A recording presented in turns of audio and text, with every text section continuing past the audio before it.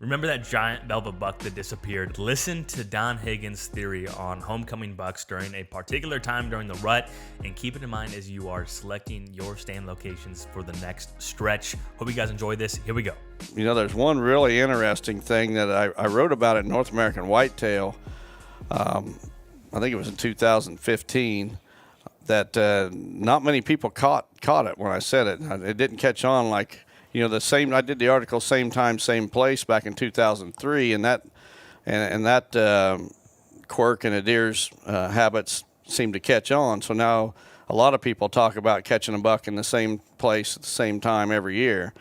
But the other thing I noticed that I wrote about in 2015, that the title of the article was Homecoming Bucks. And what I noticed is that these bucks that shift their range in the fall. They have a definite summer range, and then they have a different fall-winter range. And what I noticed is that these bucks that shift their range at the very beginning of the rut, they will a lot of times make a journey back to where they summered. Or at the very tail end of the rut, they'll make a journey back to where they summered.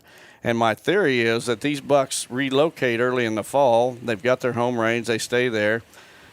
As the rut starts to heat up, they can't find a hot doe at home, and they're really anxious to get that first hot doe. So they get so anxious they run back home to where they spent the summer, and they look for it there. I mean, I've got example after example, and I was showing some of those in my seminar that I did here earlier today, that these bucks, it's around, say, November 5th to about the 7th or so, right before them does are coming in heat. I see these bucks, these mature bucks that have relocated, run back to where they spent their summer. And then right at the last 3 or 4 days of November, the first 2 or 3 days of December, they'll do the same thing. Sometimes the same buck will do both. A lot of times I don't catch them both doing it early and late. And I think a lot of it is just tied to whether they can find a hot doe at home or not. If they can, they stay there. But if not, they run back to where they spent their summer.